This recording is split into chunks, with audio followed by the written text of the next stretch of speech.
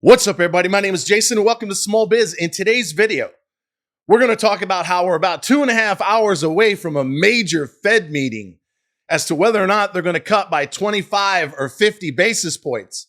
And in today's video, I'm going to tell you why I changed my mind in the last 48 hours and where I think we go from here. All that and more coming right up.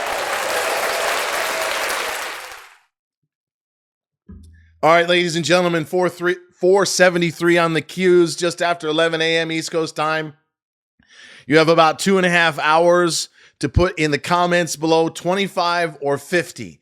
Again, I've changed my mind. I'll explain why and where I think the market's going to go either way by the end of this video. So hit me, 25 or 50 basis points.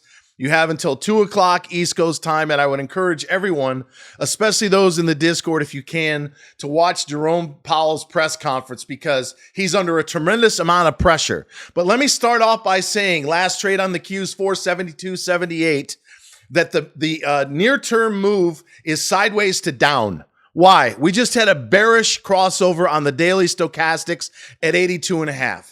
And as I've been explaining inside of our private Discord community for the last couple of days, short term, the market is overbought. When you pull up the weekly and the monthly charts, both on the stock market, and again, the Dow was at another new high yesterday, and crypto, it's neutral. We're in a holding pattern. So let me get this out of the way right now as you put your comments of 25 or 50 below. I don't think the next 1 to 3 weeks matters one motherfucking iota. As I just said, we are overbought on the daily in the short-term time frame on the stock market, in particular on the QQQ, the NASDAQ 100. So if they somehow come in with 25 or 50, and most importantly, the statement and the conference call, which is going to be crucial, is dovish, we may get a bump up. But that level that I've talked about many times as a prior top at 485 on the Qs, again, 472 and change as I'm doing this video, is going to be significant resistance. I do not think we're going to, in the NASDAQ, now the Dow is different and the S&P as well, I do not think the NASDAQ is going to set a new all-time high before the election, or at minimum over the next 1 to 3 weeks. That would require a move up and over 504 on the Qs. Again, last trade 472.5. By the same token, any down move we get, let's say they do 25, that's going to disappoint a lot. In fact, the futures market are slightly leaning towards 50 basis points. If they only come in with 25 and he somehow fumbles the statement, the dot plots, which are forward projections, and or the conference call, we're going to come down, but it's not going to be significant. So if we're not coming down or going up significant, what do we do? Long-term investors, I'm not talking about traders. By the way, 5 of our 7 stocks are up today. Long-term investors sit where we are in terms of where we last added to the Qs, to the SPY, and the IWM. Our limits, whether they take a third shot at Trump, this conference call is a disaster, or some other black swan comes out of nowhere in front of the election. You're sitting at 447 to start buying the Qs again. So we got to come down 25 points or thereabouts. You're sitting at 205 last trade close to 219, 220 on the IWM. Sitting at 205 there. SPY is at 530, 535 and change. So we have to come down 2, 3, 4, 5% before I'm interested, regardless if it's Fed, Trump, or some other black swan event. You don't go all in at that point, but if you got 10 grand and we come down to those limits, yeah, you put at least a third in, and you get more aggressive the further down we go. I do not think the August 5 low of 421 on the Qs is going to get hit.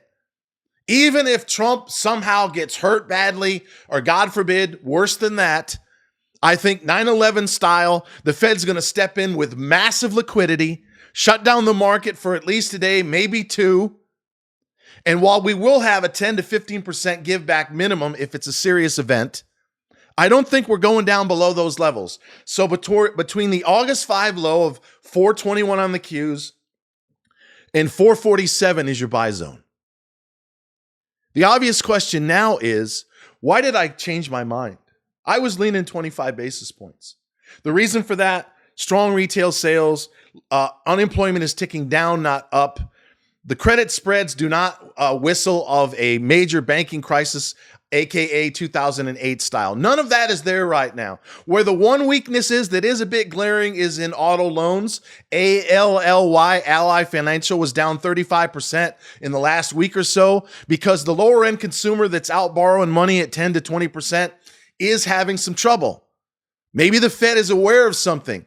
But let me tell you why I'm changing my vote from 25 to 50 basis points. And again, you got 2 hours to put this by the time it goes live around noon in the comments below. Elizabeth Warren. Pocahontas. If you've ever seen that clip, by the way, where Trump, he's talking to two Indians. And he goes, you might be familiar with her. Her name is Pocahontas. You got to pull it up. It's one of the funniest fucking things. That along with the SpongeBob SquarePants Halloween thing where Trump sets that candy bar on SpongeBob's head. I mean, the guy's imperfect. We talked about that before. But you have to admit he has a sense of humor. But Elizabeth Warren has organized over 25 senators and congressmen and women to call on the Fed to do 75 basis points. That is what you call a master class in negotiation. They have no expectation of 75 basis points, but they have pinned interference of the election style Jerome Powell into the corner. Imagine if it was Republican senators calling that. They would fucking have him jailed. But because the fake news is all in on getting the cackler, who apparently likes lawnmowers now, as well as yellow school buses, elected, they're willing to do whatever it takes to hang on to power so they can make more fucking money. But they're calling on Powell, and nowhere has it been said by any analyst of credibility or the dot plots or the futures market of 75 basis points. But you always ask for more than you expect to deliver. So if Jerome Powell only comes in with 25 right now, even though the futures market is calling for a full 200 basis points of cuts between now and this time next year, he and the Fed are going to be accused of rigging the election for Trump. But if the Fed comes in and satisfies not only Elizabeth Warren, aka Pocahontas, and about half of the investment banking firms that saying, look, you've got to do 200 points. Why not just get a nice chunk of it out of the way and then have a slow your roll in the press conference where he basically says, we do not expect to maintain this current pace of rate reduction. In other words, it's going to be 50, 25, 25 into the spring and summer of next year.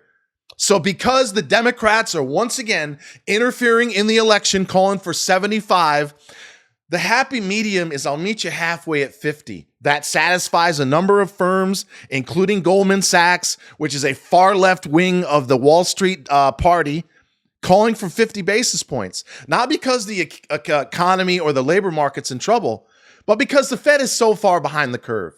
All you got to do is a 50 basis point cut and say, that's our big down payment.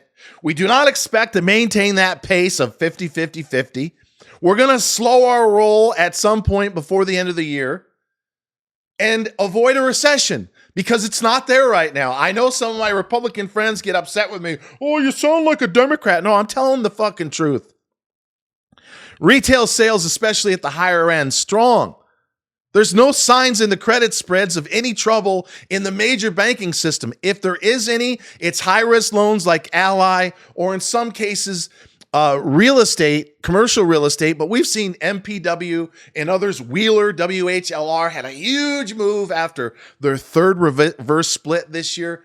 There's signs in the commercial credit space of improving, not declining. So in closing, ladies and gentlemen, if we melt up for some reason, don't believe the hype. I'm not telling you to sell everything into the rally over the next week if we get it. But I am saying on the Qs, 485 is going to be major resistance. Right now, it's 472 on the nose. So we may go, oh, the worst is, oh, this is great. Wrong. We're going to pull back, go sideways, in my opinion, into the election, or at least the middle of October. And for those of you that are long Bitcoin, and I've nailed that motherfucker for 2.5 years, you could have added recently at 52 and change.